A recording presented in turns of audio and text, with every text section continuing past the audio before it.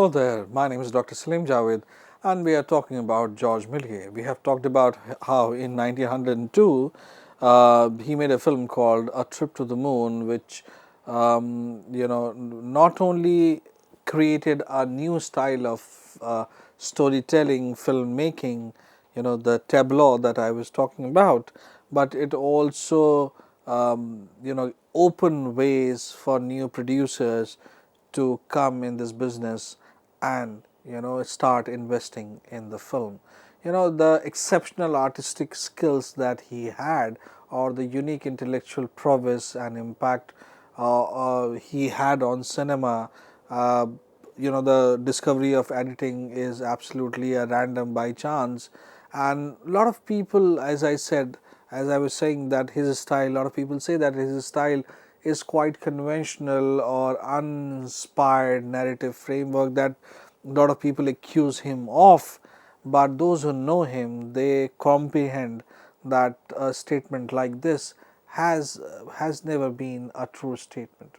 Now, after making in 1902, after making A Trip to the Moon, in 1903 he made a lot of films like The Kingdom of the Fairies, 10 Ladies in One Umbrella, The Melomaniac, The Barber of Seville. Then by 1904 he made The Impossible Voyage and An Adventurous Automobile Trip, The The Palace of Arabian Night in 1905. Rip Stream, The Merry Follies of Saturn, The Witch. These were like the films that he made. Now, please remember these films, not the name that he was.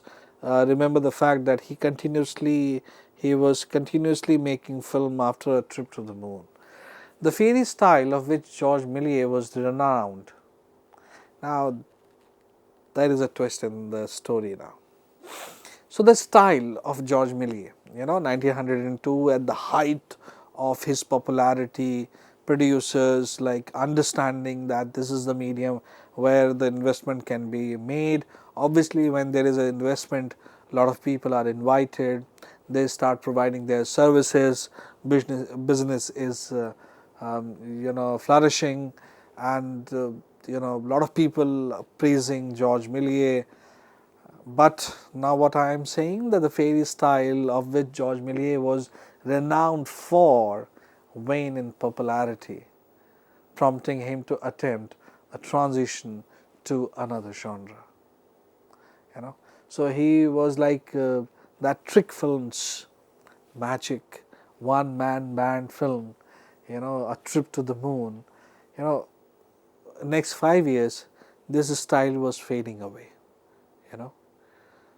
Now, he made a very interesting film in 1908.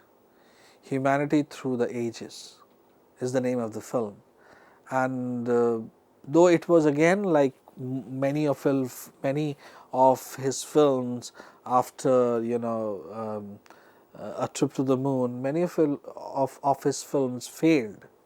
This film also failed, but someone asked him that which is your favorite film. So he was very proud of this film. I'm not saying it is his favorite, that he was very, very proud. Georges Méliès was very proud of this film called The Humanity Through the Ages. Now 1910, now you understand, this is what I genuinely want to tell my students, the students of filmmaking, the students of cinema. I really genuinely want to tell them that the world, the actual world, is not only about creativity. Though they get offended, many of them, and there is a ruckus, there is a disturbance in the class also when I say it, because when you are young, you are very idealistic. So when I tell them that life is or cinema is not, please understand my statement, that I'm not saying that, please understand what I'm saying. Cinema is not only about creativity. It's not only about creativity. it's a lot of other things also. Now, you see that happening with George Méliès also. So, in 1910, a deal with Charles Pathé gives right of editing and distribution of George Méliès film Pathé Group. By 1911, Baron Dream or the Bibliotheque Church Window, you know, both the films failed because the rights were with someone else, and then the conquest of the pole failed, and Pathé decided to exercise his right of edit for the film.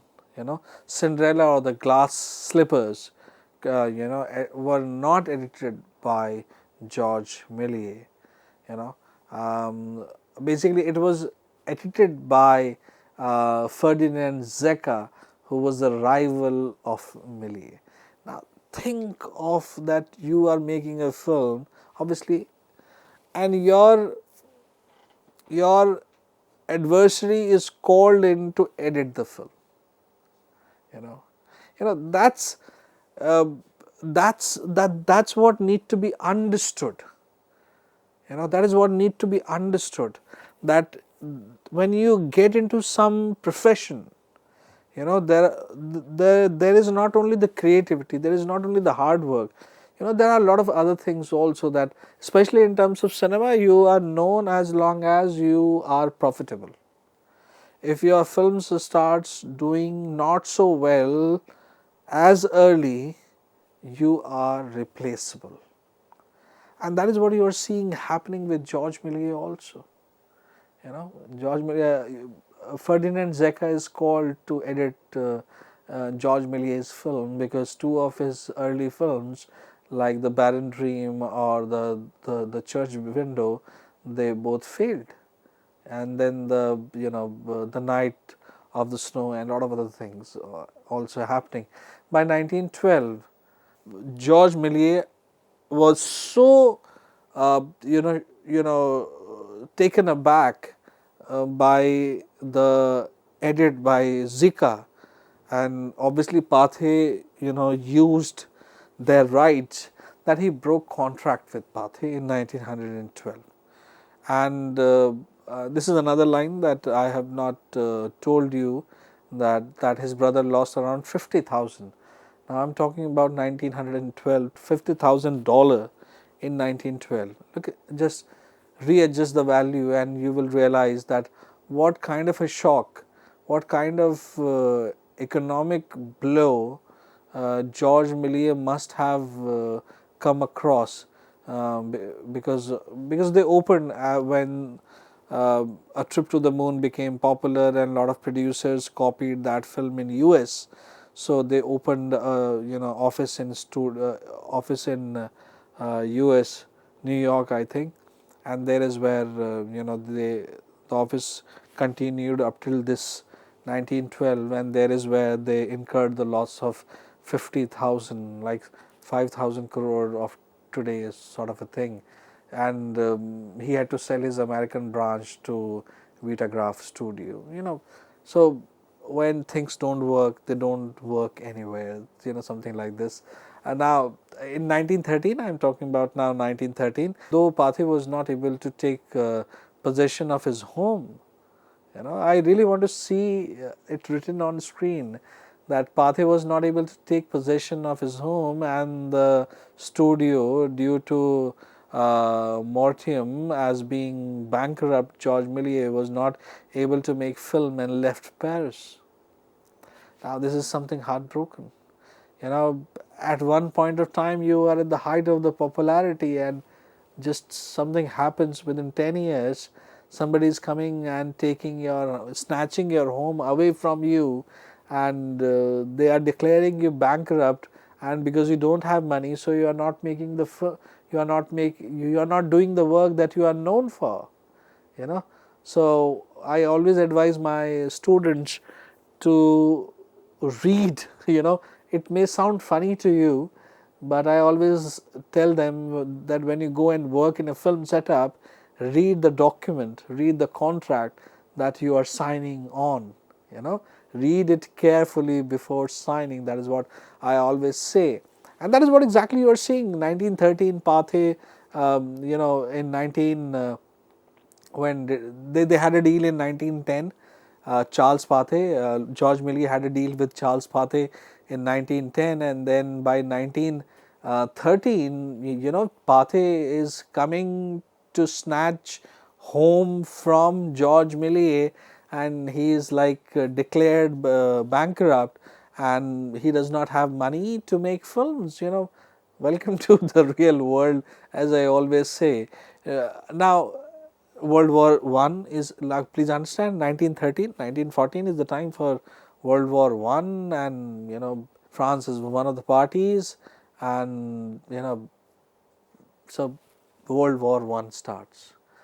During the First World War, the French army confiscated more than 400 of George Méliès films to melt silver out of the celluloid roll film and using celluloids, to make shoe heels.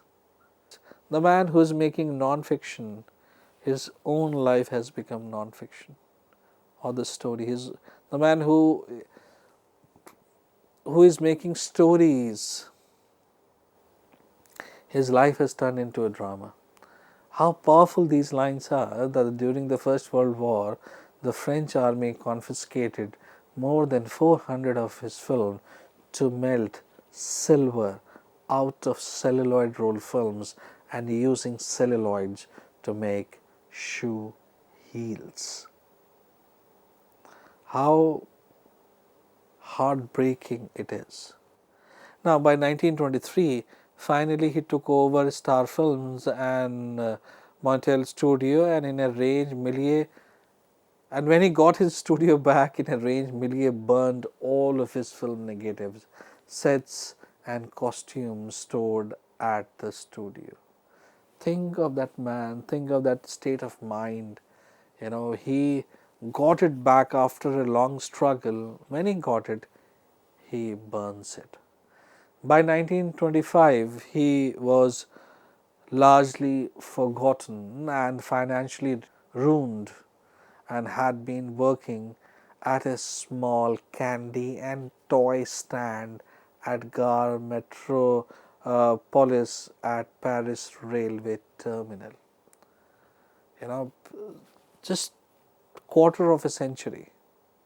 This man is forgotten.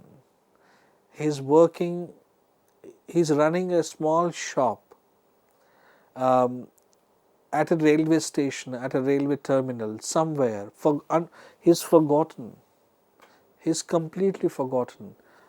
House gone, film career gone, money gone, popularity gone, and the biggest thing, that people do not recognize you. Image gone. And he is like the man who helped film industry to grow leaps and bounds, is forgotten, and is working in a small candy and toy shop at a railway station. The name of the Montparnasse Gare, Paris railway terminal, somewhere. Nobody knows him. Nobody knows him. Now, a very interesting thing happens. Now, if nobody knows him, everybody forgotten, how we know him today? His films were burnt, made shoe heel, silver extracted. He burned his own material.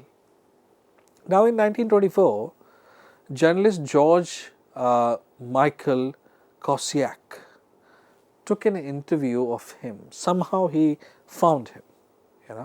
He took an interview of him for his book on cinema history, and established the importance of this French pioneer.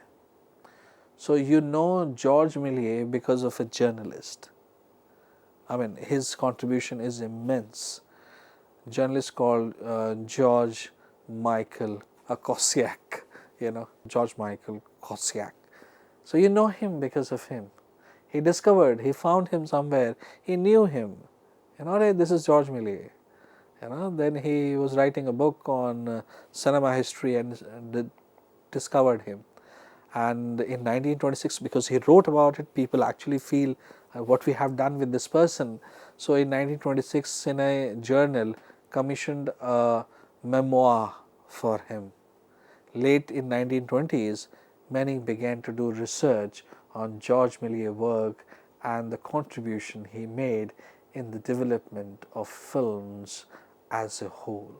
By 1929, a gala retrospective of his work at Saleh Pleyel, where he said that he experienced one of the most brilliant moments of his life. Think, you close your eyes and listen to what I'm saying.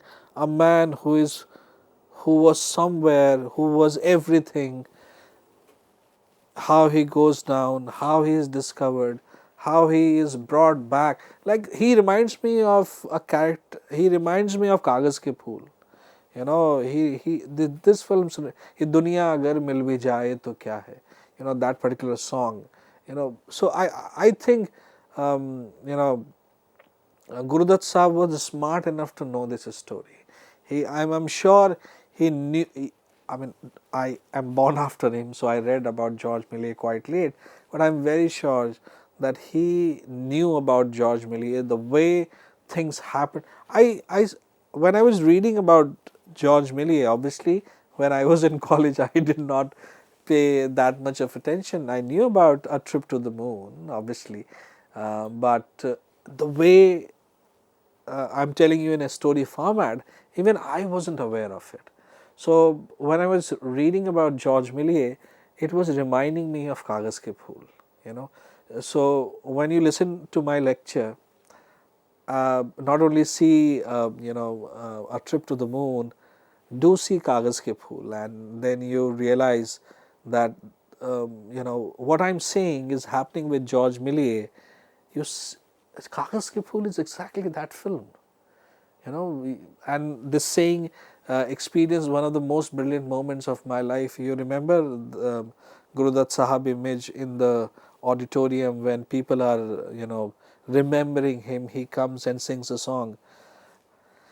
It's basically the same feeling in English. Experienced one of the most brilliant moments of my life. Now, by 1932, Cinema Society arranged a place. Again, a great irony. By 1932, Cinema Society arranged a place for Méliès at La Maison de Rota du Cinema, the film industry's retirement home in Orly. He's nowhere to go. So at least that society is genuine enough to give him food, give him shelter, and so by 1932, as I said, that the accommodation was arranged for him, and in Orly, where he said to an American journalist, "My best satisfaction is in all to be sure that I am safe, I have bread to eat, I have home to stay."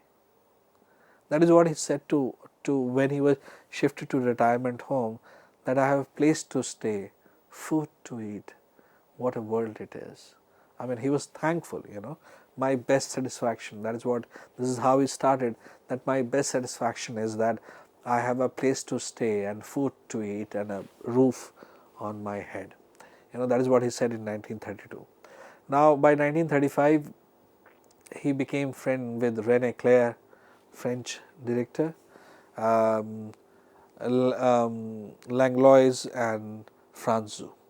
Now, René Clair, when I'll talk about French cinema, I'll talk about René Clair also. So they became friends because he was George Méliès. Now, this is something interesting.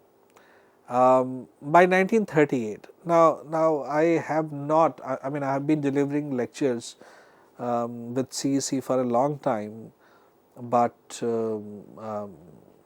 this one particular slide that you will be seeing on your screen is one of the most powerful slides that I have come across personally. By 1938, George Méliès became ill and he died.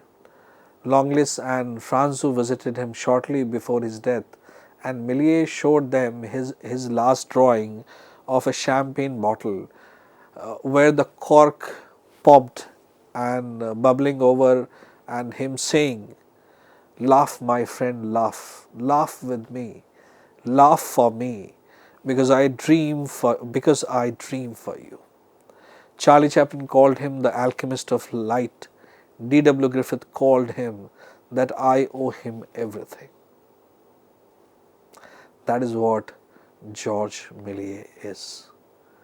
I mean, there cannot be something greater than this, that laugh, my friend, laugh.